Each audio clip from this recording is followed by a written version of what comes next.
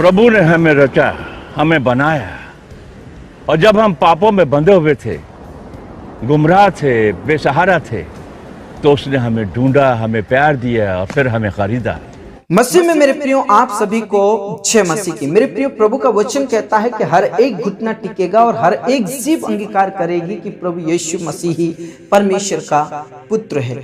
मेरे प्रियो, आपने देखा होगा हमारे भारत देश में बहुत सारे ऐसे लोग हैं जो मसीहों को टारगेट करते हुए धर्मांतरण का आरोप लगाते हैं और प्रभु यीशु मसीह का भी मजाक बनाते हैं। आए दिन मसीहों को टारगेट करते हैं और झूठ बोल बोलकर मसीहों की निंदा करते हैं। लेकिन मेरे प्रियो, आज के इस वीडियो क्लिप में आपको दिखाने जा रहा हूं, कुछ ऐसे वीडियोस बताने जा रहा हूं जो कि बहुत ही इंटरेस्टिंग है, बहुत ही खास है। और मेरे प्रियो, उन वीडियोस में वो बॉलीवुड एक्टर्स और हीरोइन जिन्होंने प्रभु यीशु मसीह की महिमा की। मेरे प्रियो, बहुत सारे ऐसे भारत देश के हमारे फिल्मी स्टार हैं जिन्होंने प्रभु यीशु मसीह को व्यक्तिगत रूप से अपने जीवन का उद्धारकर्ता करके ग्रहण किया है। और कई फिल्मी स्टारों ने हजारों लोगों के बीच में भीड़ में प्रभु यीशु मसीह का प्रचार किया और प्रभु यीशु मसीह की गवाही दी कि उनके जीवन में क्या चमत्कार हुआ। तो मैं चाहता हूं कि आप इस वीडियो को बिल्कुल भी स्किप ना करें, अंत तक जरूर देखें और ज्यादा से ज्यादा इस वीडियो को शेयर करें ताकि जो लोग प्रभु यीशु मसीह को नहीं जानते इन फिल्मी स्टारों के द्वारा प्रभु यीशु मसीह को जाने और प्रभु की महिमा करें। आइए हम सबसे पहले इस वीडियो को देखें, उसके बाद में हम बात करते हैं। प्रभु ने हमें रचा, हमें बनाया, और जब हम पापों में बंधे हुए थे, गुमराह थे, बेसहारा थे, तो उसने हमें ढूंढा, हमें प्यार दिया और फिर हमें खरीदा। बेजान वस्तु से नहीं, सोने चांदी से नहीं, बल्कि अपने कीमती लहू से। फिर उसने हमारे लिए अपनी जान क्रूस पर दे दी और फिर उसने हमें खरीदा। परमेश्वर ने जगत से इतना प्यार किया है कि उसने अपना इकलौता पुत्र दे दिया ताकि जो भी कोई उस पर विश्वास करे वो नाश ना हो परंतु अनंत जीवन पाए। प्रभु यीशु मसीह इस जगत में आए। जिनके पास बिल्कुल कोई उम्मीद नहीं थी, उन्हें उम्मीद दी। जो पापों में बंधे हुए थे और नरक की तरफ जा रहे थे, उन्हें मुक्ति की आशा दी। वही है जगत का उद्धार करता, वही है जो हमें हमारे पापों से बचा सकता है। आज वही आपके दिल में जन्म लेना चाहता है। क्या उसकी दस्तक सुनकर आप उसे अपने दिल के अंदर जगह देंगे? सोचिए अच्छी तरह से। हजरत ईसा मसीह ने कहा है, सुई के इस छोटे से छेद में से ऊंट जैसा भारी भरकम जानवर गुजर सकता है, मगर ईश्वर के राज में दौलत का पुजारी कभी नहीं जा सकता, क्योंकि वहां दौलत का कोई मोल नहीं। इनका फैन इसलिए बहुत भगवान में, खुदा में, गॉड में मानते हैं और हमारे को जब भी दुआ करानी होती है हम जॉनी भाई के पास जाते हैं।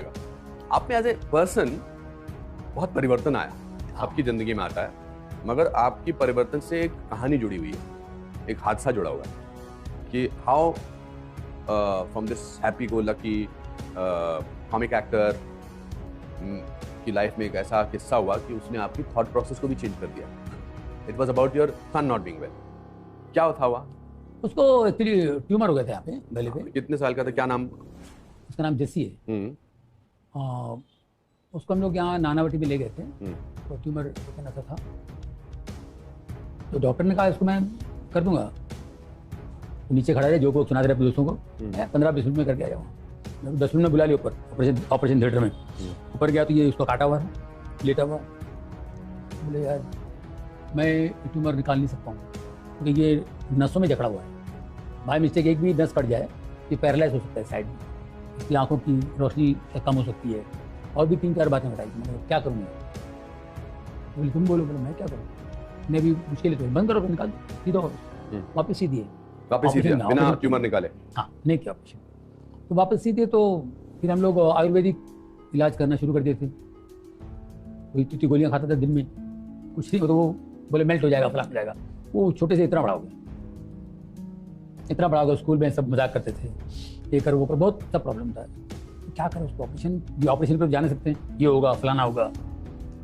फिर हम लोग जरा बहुत ज़्यादा फिर दौड़ में आ गए। जब डॉक्टर ने ये कर दिया, डॉक्टर को हम भगवान मानते हैं, तो डॉक्टर खुद हमको यूँ दिखाता है तो ठीक ही रास्ता है, चलो भी क्या करें। हम लोग ज़्यादा स्पिरिचुअल हो गए, तो हीलिंग सर्विस में लेके जाते थे, यहाँ ले जाओ वहाँ ले जाओ। हमारे क्रिश्चियंस में हीलिंग सर्विस होती है, जीसस के नाम से प्रेयर करते हैं तो हीलिंग हो जाती है। तो हीलिंग के लिए जाते थे बॉम्बे में ही, बॉम्बे के बाहर हैदराबाद, मेरी बीवी को हैदराबाद में ले गई, चेन्नई ले गई। तो ऐसा होता था, और लोग जो भी प्रेयर करते बोलते थे ये अच्छा हो जाएगा, ये नजर नहीं आएगा, in the name of Jesus tuber will disappear, नजर नहीं आएगा, डरो मत, ये वो। लेकिन वो कब होगा होता नहीं था। चलो अब छोड़ दो, उसी पे छोड़ दो। बच्चे को मैंने कहा बेटा अगर मैं तेरा बाप हूँ, खुदा नहीं हूँ, तेरे को एज ए बाप मैं तेरे लिए क्या कर सकता हूँ, शॉपिंग कहीं घूमना है क्या, ये सब मैं कर सकता हूँ, इसके बारे में तो मेरे को भूलना नहीं प्लीज़, क्या चाहिए वो, मैं उसको कहीं घुमाने ले जाऊँ, फलाना करूँ। तो एक बार ऐसे अमेरिका गया हुआ था, अमेरिका में घूम रहा था, यूके अमेरिका घूम फिर के 2 दिन बाद वापस आना था। तो एक संडे चर्च अटेंड करने गया मैं, तो अटेंड करके वहाँ खड़ा था, तो एक प्रीस्ट जा रहे थे मेरे पास, तो उसकी नज़र पड़ी बच्चे पे, what is this, tumour, my God, small boy, very big tumour, my God, take it to Sloan Kettering hospital, God is gonna heal him. अब हम 2 साल से सुन के परेशान, God is going to heal him, God is, तो बोला अच्छा God is gonna heal him, take in. हम लोग न्यू जर्सी में थे, तो न्यूयॉर्क के लिए कह रहे थे, न्यूयॉर्क में स्लोन कैटरिंग हॉस्पिटल। तो मैं सोचा यार ये कह रहे हैं तो एक बार दिखा लेते हैं। मैं वाइफ को बोला कि चलो भी कोशिश करते हैं। वाइफ ने बिल्कुल नहीं, क्योंकि ऑपरेशन करेंगे फिर ये होगा, नस वगैरह पैरालाइज होगा, ये होगा, डॉक्टर ने जैसे बताया यहाँ भी ऐसे ही होगा, होने वाला है। तो नहीं, कोशिश करते हैं 2 साल में कुछ चेंज हुआ होगा, करते हैं। तो फिर हमने चेकअप कराया, बीवी मैंने बना लिया, करते हैं, don't worry, God is good, विश्वास रखो, ऊपर वाला है, करेगा। तो हमने कोशिश की, तो वहाँ पर अच्छा डॉक्टर मिल गया, नरगिस जी का जिसने ऑपरेशन किया था वो डॉक्टर मिल गया। मैंने दत्त साहब को फ़ोन लगाया, दत्त साहब थे उस वक्त, तो उन्होंने वहाँ फ़ोन करके बताया डॉक्टर को मेरा बच्चा है, वो जरा देख लेना, ज़रूर हेल्प करना। तो उन्होंने अपॉइंटमेंट दी, बहुत से डॉक्टर लोगों ने अपॉइंटमेंट ली उससे, एक्चुअली इन्होंने और ध्यान दिया दत्त साहब के बोलने के बाद। 3 घंटे का ऑपरेशन हुआ, मैं बॉम्बे आके वापस चला गया, बच्चे को वहीं रखा नहीं। 3 घंटे का ऑपरेशन में वो बिल्कुल ठीक हो गया, बस पूरा ट्यूमर निकल गया, एक पट्टी रह गई। वाह। तो वहाँ से मेरी लाइफ चेंज हो गई। मैंने कहा यार एक शक्ति है, गॉड है। तो मैंने कहा नहीं, अब ये अगर हमारी वो प्रार्थना सुनते हैं, हम पे वो ध्यान देते हैं, तो हमको भी ज़रा ध्यान देना पड़ेगा, वहाँ भी और यहाँ भी। हम कोई गलत रास्ते पे, क्योंकि सक्सेस मैं बहुत सक्सेसफुल था, इतनी सक्सेस मिली हुई थी, तो नेचुरली इंसान है, हम लोग बिगड़ जाते हैं, दारू का खाना पीना ये सब होता है, और कुछ गलत काम भी करते हैं जो हमको लगता है हाँ हमको ये नहीं करना चाहिए, और कर देते हैं, और ये नहीं करना चाहिए। तो मैंने कहा मेरे बच्चे के लिए बहुत से लोगों ने प्रेयर किया, मैं भी सेवा में जाऊँगा, मैं भी लोगों के लिए दुआ करूँगा। तो ऐसी चेंज आई, होता है किसी की ज़िंदगी में। तो मैंने 10 साल स्पिरिचुअल में चला गया। तो ये सब चेंज लाइफ में आती है। उन दिनों मैं बहुत पिया करता था, बहुत शराब पीता था, तो अब मैं 15-16 साल हो गया छोड़े हुए, बिल्कुल शराब नहीं पीता हूँ, Fantastic. और मेरा बच्चा एकदम फर्स्ट क्लास हो गया है। और आपने काम वाम भी छोड़ दिया था इस पूरे मैंने काम छोड़ दिया था क्योंकि मैं सेवा कर रहा था। हाँ। मैं अच्छा बहुत काम आता था, मैंने कहा नहीं मैं नहीं करूँगा, और फिर अच्छे रोल भी नहीं आते थे, फिर मैंने कहा मैं नहीं करूँगा, मैं आराम भी कर रहा हूँ, बिजी हूँ करके मैं इसी काम में बिजी होता था, सेवा में चला जाता था। जैसे क्या अपने पैसे खर्च करके मैं सेवा करता था, सर कि वहाँ जाके मुझे पैसे मिल रहे हैं ना, मैं अपने फ्लाइट टिकट अमेरिका इधर उधर जा रहा हूँ, अपना खुद टिकट बुक करके जाता था, अपने पैसे खर्च करता था। आपको क्या मिला ये सब करने से? मतलब एक तो आपका हीलिंग में आपका विश्वास बढ़ गया, फिर आपने क्या, what did you get in return? मुझे उन दिनों क्या हुआ, जब बहुत प्रेयर करता था तो मैं किसी के लिए दुआ करता था, वो अच्छा हो जाता था। वाह। ये हमारे बिल्डिंग में एक मिताली भूपेंद्र जी रहते हैं, मिताली जी गजल सिंगर। वो आई एक बार, मेरे को कैंसर है बोले, ब्रेस्ट कैंसर है। तो मुझे बहुत दुख हुआ क्योंकि वो हम लोग दोनों स्ट्रगल के साथ में, हम कल्याण जी आनंद जी भाई के पास मिलते थे। तो मैंने मुझे बड़ा क्या हुआ कैंसर, रोने लगी, मेरी बेटे का क्या हुआ। मैंने ऐसे किया तो मेरे को आवाज़ आई, उसको बोल दो उसका कैंसर मैंने निकाल दिया है। मैंने कहा आपका कैंसर निकल गया? मुझे समझ में नहीं आया, आपका निकल गया। बोले जॉनी भाई रिपोर्ट आ रहा है, 1 रिपोर्ट आया और 2 रिपोर्ट आना है, और वो ये है वो है। मैंने वो भूल जाओ, खुद नहीं, खत्म, फिनिश, वो निकल गया आपका। 4-7 दिन बाद बोले रिपोर्ट है, अभी जाके चेकअप कराओ, आपका निकल गया। मैं बोल रहा हूँ ना, फिर चेकअप करा, 2 रिपोर्ट है उनके पास, एक में कैंसर, एक में कैंसर नहीं है। एक असरानी साहब का ड्राइवर आया मेरे पास, मैं बाइबिल पढ़ते बैठा था, वो आया, जॉनी भाई सलाम अलैकुम, कैसे हैं? बोला राजा कैसे? हाँ भाई 8 दिन में एडमिट था भाई, 8 महीने से मेरा वो पैरालाइज हो गया था भाई, ये खाली अभी बस सब अच्छा हो गया, ये खाली 2 ही उंगली सुन है इधर से यहाँ तक, बाकी सब अच्छा, खाली 2 ही उंगली। क्या बात कर रहा है, किधर? ऐसे मैंने हाथ लगा, भाई ठीक हो गया भाई ये क्या? अरे राकेश रोशन है ना, हाँ। राकेश रोशन जी, हम कोयला की शूटिंग कर रहे थे, कोई तकलीफ थी, 2 दिन से यूं टेढ़ा चल रहे थे शूटिंग में, ऐसा टेढ़ा चल रहे थे। मैंने पूछा आप ऐसे टेढ़ा क्यों चल रहे हैं? तो बोले पता नहीं यार, ऐसा किसी ने 100 किलो की बोरी रख दो मेरे पे। मैंने कहा इनके लिए दुआ करता हूँ यार, मैंने इधर मैं आपके लिए, क्या करेगा तू? तो लगा मैं यूं कुछ करूँगा, मैं प्रेयर करूँगा। है 20-22 साल पहले की बात है, मैंने प्रेयर किया, वो चला गया कैमरे की तक, बोले यार जॉनी इधर तुझे क्या किया, मेरे को अच्छा लगा, फिर एक बार कर। मैंने फिर किया, सीधा हो गया एकदम, स्ट्रेट हो गया। उसके बाद ऋतिक रोशन का प्रॉब्लम, कहो ना प्यार रिलीज हुई थी 1 हफ्ते बाद, उसके रिलीज के 1 हफ्ते बाद हम लोग नासिक गए हुए थे, तो मेरे को बोला यार बोले अपना बच्चा कितना बड़ा स्टार हो गया यार, क्या बात, पहले असिस्टेंट था ना पहले, हाँ तो बोले यार स्टार तो हो गया यार, लेकिन साला इसका प्रॉब्लम है यार। तो क्या प्रॉब्लम? अरे यार उसको पता नहीं बचपन से लीवर पे सूजन है, इतनी गोलियां खाता ये, क्या बात कर, हाँ इतनी सूजन है, पता नहीं क्या है, इसकी सेहत भी बनती नहीं। जानी तूने मेरे को कुछ किया था यार, उठा तूने प्रेयर कुछ किया, इसका कुछ मैं यार करूँगा, अपना बच्चा है यार। मैंने हाथ लगा के in the name of Jesus prayer किया, मतलब आज के बाद कोई स्वेलिंग निकल जाओ स्वेलिंग, तो मैंने ऐसे बोल दिया, और वो दिन और आज के दिन कभी गोली नहीं खाई थी। तो कि आप अगर अपने हृदय में यीशु को पूरी तरह से बसा लेंगे, मैं आपसे कहती हूँ कि परमेश्वर के लिए कुछ भी असंभव नहीं है। कि मेरी जो गवाही है वो जोना की तरह है। बाइबल में एक व्यक्ति है जोना, जिसको प्रभु ने कहा था कि तुम निनवे जाओ और तुम मेरा ये पैगाम निनवे के लोगों तक पहुंचाओ। तो प्रभु उसी तरह से मेरे जीवन में मुझे बहुत कुछ बोलते रहते थे कि तुम ऐसा करो, और मुझे प्रभु की वचन भी सुनाई देते थे, उनकी बात सुनाई देती थी, लेकिन मैं हमेशा अपने मन की करती थी। हाँ ठीक है, क्योंकि हम अक्सर अपने दिमाग से काम करते हैं, हमें ऐसा लगता है कि हम बहुत ज्ञानी हैं, हम बहुत समझदार हैं, हमें सब पता है, क्योंकि हमने दुनिया देखी है। लेकिन हमें ये नहीं मालूम कि वो हम सबका बाप है। वो हमको जन्म लेने से पहले भी, हम जब माँ के पेट में भी नहीं थे तब से हमको जानता है, हमारे विचार जानता है। वो हमारे विचार हमारे सोचने पर ही नहीं जानता, वो हमारे विचार बहुत दूर से जानता है। इसीलिए जब हम अनादर करते हैं प्रभु, हमने बहुत सारी चीजें जब से इस धरती पे आई हैं, इतनी सारी चीजें, इतनी सारी गलतियां की हैं, फिर भी परमेश्वर, पिता परमेश्वर हमसे इतना प्यार करते हैं, हमसे इतना प्रेम करते हैं कि वो हमें गलत रास्ते पर जाने नहीं देते। और अगर हम चले भी जाते हैं तो वो हमें मौत के मुंह में से भी खींच के लेकर आते हैं। जिस तरह एक माँ अपने बच्चे को, जब बच्चा गलती करता है, बच्चा कहीं चले जाता है, तो माँ उसे पिटती है, उसे प्यार करती है, उसे वापस लेकर आती है, गलत रास्ते पर जाता है तो। उसी तरह परमेश्वर कई बार हमें थोड़ी सी तकलीफें देता है ताकि हम वापस उस रास्ते पर, सही रास्ते पर आ जाएं। और जोना के साथ कुछ ऐसा ही हुआ, जो कि मुझे लगता है कि मेरे जीवन के साथ कुछ ऐसा हुआ।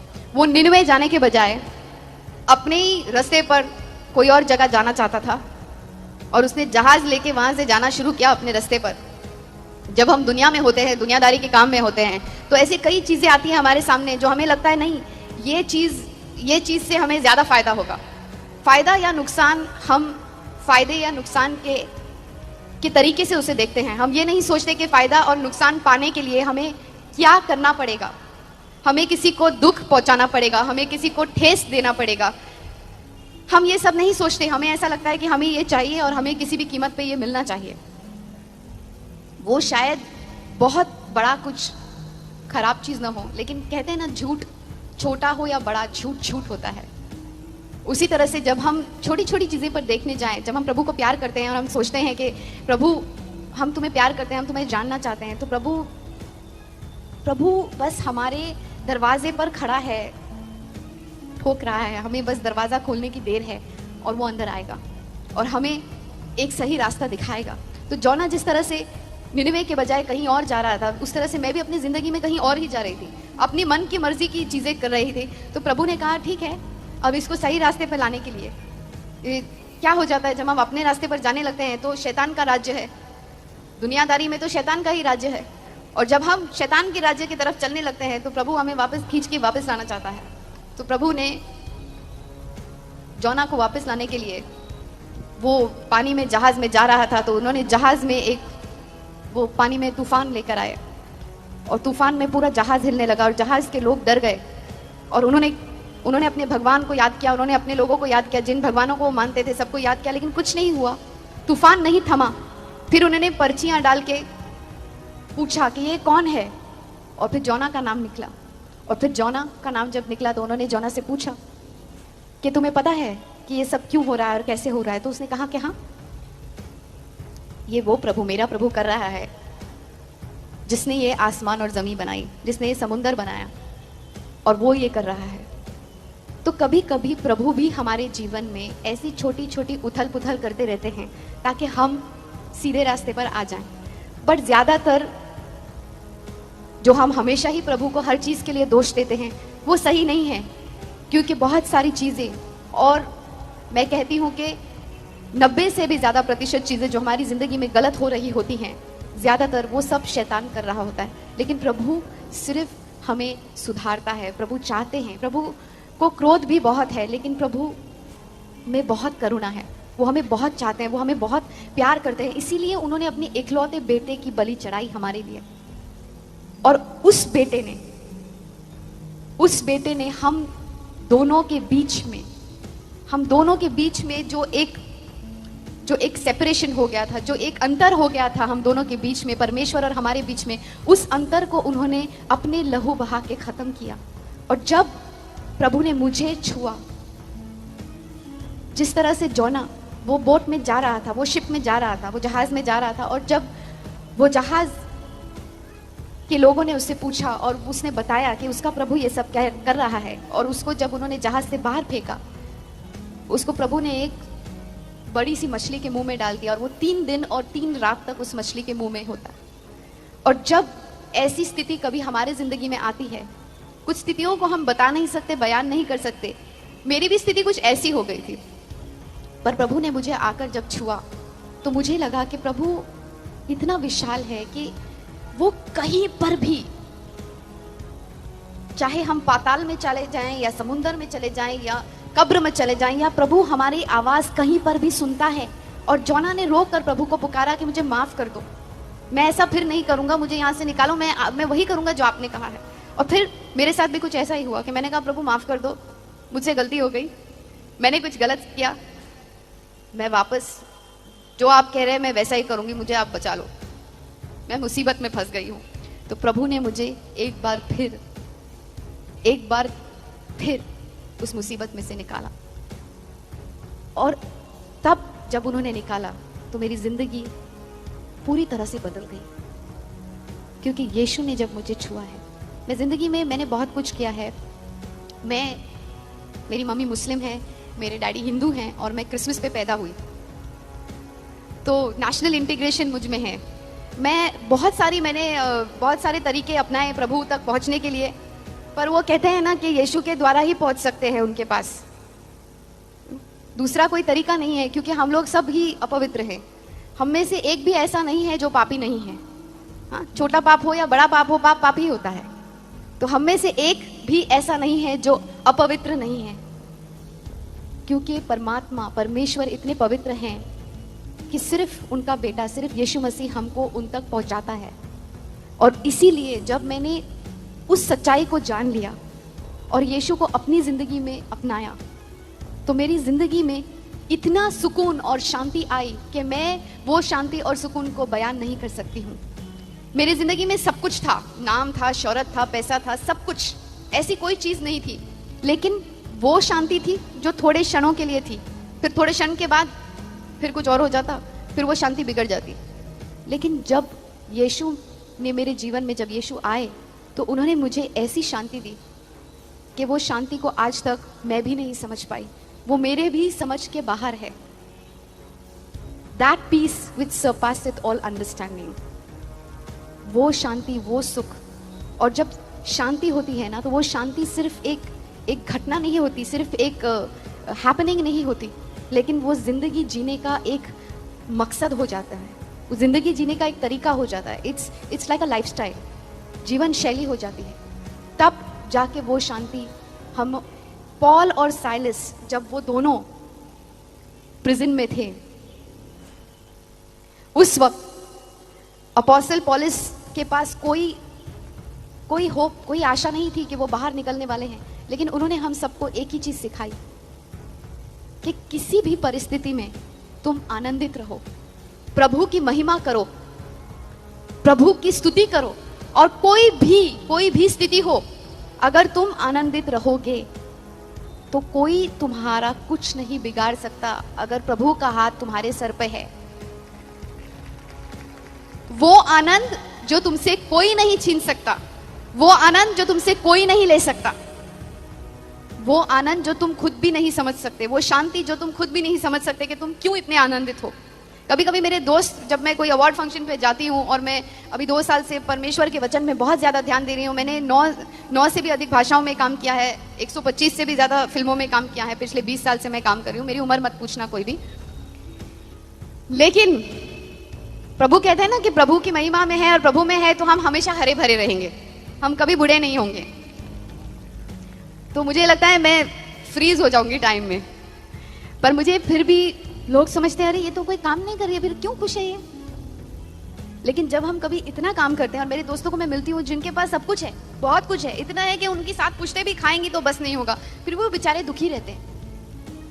उनके पास कोई कारण नहीं है दुखी होने का, उन्हें जो गाड़ी चाहिए, जो भी चीज चाहिए, वो ऐसे सोचते हैं और सामने आ जाता है, फिर भी बेचारे कभी सुखी ही नहीं रहते वो, क्योंकि वो सुख उन्हें खरीदने से नहीं मिलेगा। वो सुख हमें परमेश्वर की अनुग्रह से मिला है, और वो सुख हमें यीशु मसीह के बलि से मिली है, उनके खून से उन्होंने जो हमें धोया है। कई बार हमें ये समझ में नहीं आता कि हमारे साथ ऐसा क्यों हो रहा है, लेकिन जब हम ये समझ लेते हैं कि परमेश्वर हर चीज परमेश्वर के कंट्रोल में है, हर चीज, God is in control of everything, हर चीज जब उनके कंट्रोल में है, हर चीज जब उनके ताबे में है, जब हम ऐसा सोचने लगते हैं तो अपने आप हमें एक शांति मिलती है। परमेश्वर के वचन के द्वारा हमें सब समझ में आता है कि हमें किस तरह से आगे बढ़ना है। आज मुझे खुद नहीं पता होता है कि मैं कल कहाँ जा रही हूँ, मैं कभी कहीं भी पहुंच जाती हूँ, और ये सब पवित्र आत्मा का काम है। और परमेश्वर जो मेरे साथ कर रहे हैं शायद मैं खुद भी समझ नहीं पा रही हूँ, लेकिन मुझे बहुत आनंद है और मुझे बहुत खुशी है कि आज पहली बार इतने सालों बाद परमेश्वर मुझे इस्तेमाल कर रहा है। और मैं आप सबसे सिर्फ ये कहूंगी कि आपके जीवन में,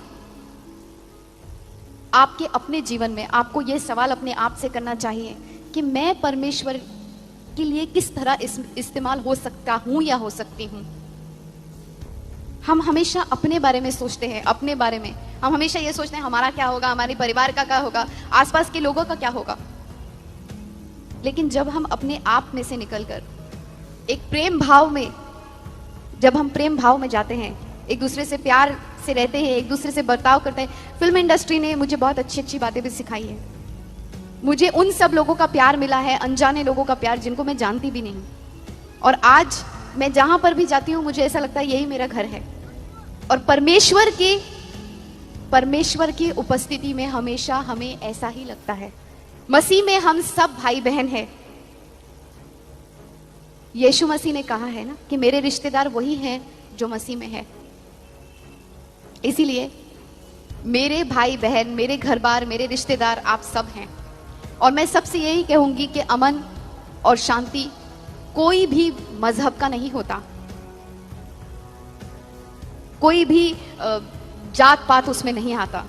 अमन और शांति सबके लिए है, जो यीशु मसीह जिस चीज के लिए यहाँ पर आए थे, अमन और शांति के लिए। हम सबको उन्होंने एक ही परिभाषा सिखाई, वो है प्यार की परिभाषा। हम सब अपने करियर के बारे में सोचते हैं, अपने बारे में सोचते हैं, लेकिन जब हम खुदा के बारे में सोचने लगेंगे, जिस तरह से परमेश्वर हमारे बारे में सोचता है, तब वो हमारे जीवन में एक ऐसा कार्य करता है जो हमारी भी समझ के बाहर होता है। जब हम अपनी समझ से चलते हैं तो हम शायद वो सब नहीं कर सकते, पर जब हम परमेश्वर के ऊपर छोड़ देते हैं तो परमेश्वर हमको एक ऐसी स्थिति पर लेके जाता है, इतनी ऊंचाई पर लेके जाता है जो हम खुद भी उसका अनुमान भी नहीं लगा सकते। और मैं सिर्फ इतना आपसे कह सकती हूँ, ऐसा होता है ना कि कोई मुझे पूछेगा कि गुलाब जामुन कैसे होता है, तो मैं बोल सकती हूँ गुलाब जामुन ब्राउन कलर का होता है, जामुन क्या ब्राउन कलर का होता है और अंदर से बहुत मीठा होता है और बहुत अच्छा होता है, लेकिन मैं आपको ठीक तरह से उसका स्वाद बता नहीं पाऊंगी जब तक आप उसे चखेंगे नहीं। तो यीशु मसीह के बारे में मैं बयान नहीं कर पा रही हूँ जब तक हम सब ने यीशु मसीह को स्वीकार किया है, बहुत लोगों ने यहाँ से, लेकिन जब हम उनको अपनी जीवन का अधिकारी बनाते हैं, अपने खुद के शरीर का अधिकारी बनाते हैं, क्योंकि हमारा ये जो शरीर है ये प्रभु का मंदिर है और हमें इसके साथ ऐसी कोई चीज नहीं करनी चाहिए जिससे ऐसा कुछ हो कि हम प्रभु की आवाज नहीं सुन सके। और जब हम प्रभु की आवाज सुन पाते हैं तो हम में एक ऐसी शांति आ जाती है कि हमें आगे के सारे रास्ते हमारे खुलने लग पड़ते हैं। हमें यह पता होता है कि प्रभु का प्लान, प्रभु की योजना हमारी जिंदगी के लिए क्या है और वो सबसे ज्यादा जरूरी है।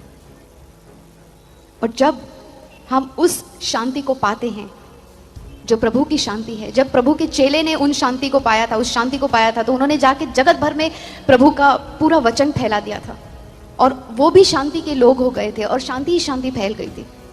उसी तरह से जब हम भी उस शांति का पैगाम लेकर लोगों के पास जाते हैं तो थोड़ा सा उसका एक अनुभव फैलाते हैं।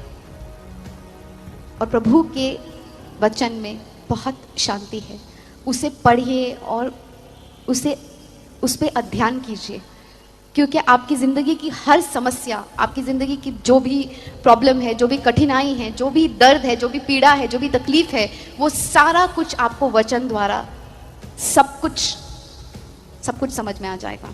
जिस तरह से प्रभु ने मुझे समझाया है, मुझे आज कोई भी चीज़ में आपत्ति नहीं है। मेरी ज़िंदगी में किसी भी परिस्थिति में मुझे पता है कि अब आनंद ही आनंद है, चाहे कुछ भी हो जाए। और मैं वही आनंद का संदेश आपके पास लेके आई हूँ, क्योंकि जब आप खुद आनंदित होंगे तो आपके रिश्ते भी आनंदित होंगे, क्योंकि आपके इर्द गिर्द आपका जो भी रिश्ता जिसके साथ भी होगा वो सुखी होगा, वो अच्छा होगा, क्योंकि आप खुद शांति में हैं। और अगर आप खुद शांति में हैं तो आपको खुद भी शांतता महसूस होगी, और जब आपको शांतता महसूस होगी तो आपका हर वो निर्णय जो आप लेंगे वो सही होगा, क्योंकि शांति से लिया हुआ निर्णय में हमेशा शांति ही प्राप्त होती है और आगे बढ़ने में आसानी होगी। आज मुझे लगता है कि मेरी जिंदगी का मकसद पूरा हो गया।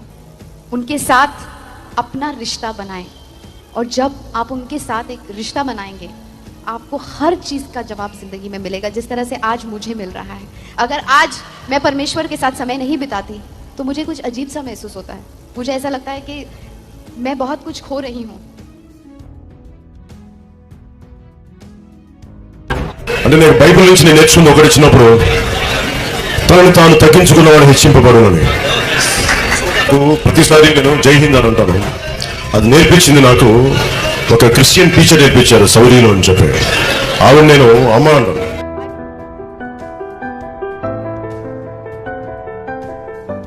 My dad hasn't been well through the months of April and May. He hasn't been well for a while, but April and May he was really bad. And I flew to Bangalore where they live. And I took him to the hospital in early June. And they admitted him straight away. They said he had a really bad infection in his lung. So while they were treating him, they did a scan and they found a mass in his right lung. They were quite concerned. The doctors were concerned because he had had a scan just 12 months previously and there was nothing. His lungs were completely clear.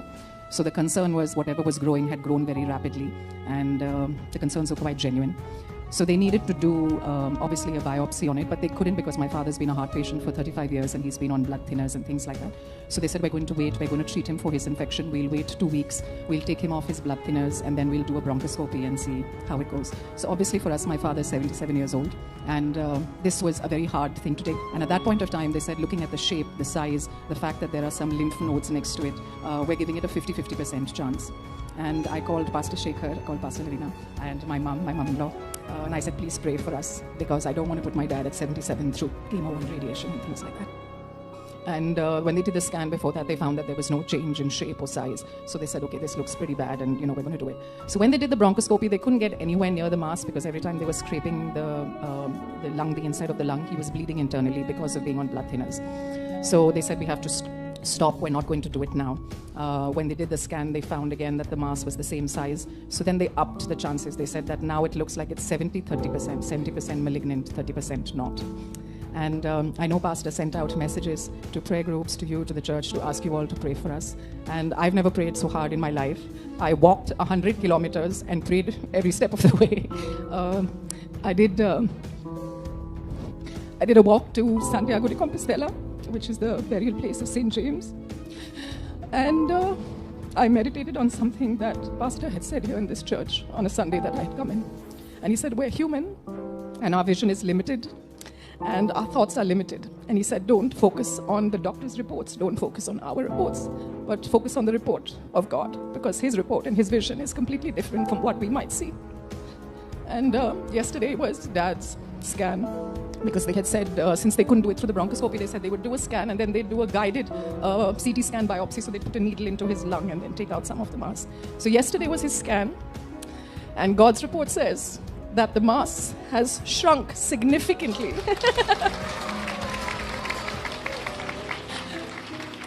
And there's no biopsy needed. There was no biopsy needed. I've always said in my life that I will never be able to repay. My God is good and he's great, and our blessings in our life are multifold, more than I would ever be able to repay. But I thank you pastors, I thank you church, I thank every single one of you for all of your prayers. And I think the only way that I can repay is to pray for each one of you, to bless your families. Thank you. With Jesus, I'm a hero. Without Jesus, I'm a zero. I think it's a big lesson for all of us that, whenever there's a problem of any sort, I keep reminding myself, and I think I face nothing compared to what a lot of people here have to endure day in and day out. But I think what we need to remember is, if you have a problem, tell it, I have a big God. मेरे प्रिय, जिस प्रकार आपने इन videos में देखा कि किस प्रकार फिल्म स्टारों ने प्रभु यीशु मसीह की महिमा करी, एक्ट्रेस और एक्टर ने प्रभु यीशु मसीह की दोहाई दी, प्रभु यीशु मसीह के वचनों का प्रचार किया और अपने जीवन के द्वारा कई लोगों तक प्रभु यीशु मसीह का संदेश दिया। मेरे प्रियो, प्रभु यीशु मसीह के बारे में बताया कि प्रभु यीशु मसीह क्या है, वो क्या कर सकते हैं, और प्रभु यीशु मसीह ने क्या किया, परमेश्वर पिता ने क्या किया। जिस प्रकार प्रेम चोपड़ा जी ने कहा कि परमेश्वर ने जगत से ऐसा प्रेम रखा कि अपना एकलौता पुत्र को दे दिया, ताकि जो कोई उसके ऊपर विश्वास करे वो नाश ना हो परंतु अनंत जीवन पाए। और इस संदेश को हजारों लोगों ने सुना, और मैं विश्वास करता हूं कि कई लोगों का जीवन भी बदल चुका है। मेरे प्रिय, भारत देश में आए दिन मसीहों को टारगेट करते हैं। जो भोले भाले लोग होते हैं, जो गांव के लोग होते हैं, उनको ज्यादा टारगेट किया जाता है, उनके ऊपर धर्मांतरण का आरोप ज्यादा लगाया जाता है। लेकिन जो फिल्मी स्टार हैं, जो बड़े बड़े लोग हैं, जो धनवान लोग हैं, जिन्होंने प्रभु यीशु मसीह को ग्रहण किया और हजारों के बीच में प्रभु यीशु मसीह का प्रचार करते, उनका कोई विरोध नहीं करता, क्योंकि विरोधियों के अंदर इतनी ताकत नहीं होती कि इन फिल्मी स्टारों का और बड़े बड़े लोग जो धनवान लोग हैं उनका सामना कर सके। लेकिन जितने भी विरोधी लोग हैं, जो गांव के भोले भाले लोग होते हैं, जिन्होंने प्रभु यीशु मसीह को ग्रहण किया है, उनको ज्यादा धमकी देते हैं, उनको ज्यादा सामना करते हैं। लेकिन चाहे कोई भी हो, हम गांव के हो चाहे हम शहर के हों, अगर मैंने और आपने प्रभु यीशु मसीह को ग्रहण किया है तो हमें कभी भी पीछे हटने की जरूरत नहीं है, क्योंकि हमारा परमेश्वर जिंदा परमेश्वर है। और मैं उन विरोधियों को बताना चाहता हूं और बोलना चाहता हूं कि इन फिल्मी स्टारों का आप विरोध करके देखिए, सामना करके देखिए, तब पता चलेगा कि आप लोगों को क्या जवाब मिलता है। आप लोग कभी भी फिल्म स्टारों को, जो बड़े बड़े प्रभु यीशु मसीह के दास हैं, प्रभु यीशु मसीह की सेवा करते हैं, आप उनका कभी भी सामना नहीं कर सकते, आपकी पतलून गीली हो जाएगी। Praise the Lord. मेरे प्रिय, मैं विश्वास करता हूं कि आपने इस वीडियो को जरूर पसंद किया होगा, और इस वीडियो को अगर आपने पसंद किया है तो प्लीज कम से कम 4 जनों को आप शेयर कीजिए ताकि प्रभु यीशु मसीह की महिमा और बढ़ती जाए। अगले वीडियो में फिर आपके साथ मुलाकात होगी। अगर आप हमारे चैनल में नए हैं तो चैनल को जरूर सब्सक्राइब करें, बेल आइकन को भी प्रेस करें। प्रभु आपको आशीष दे। जय मसीह की।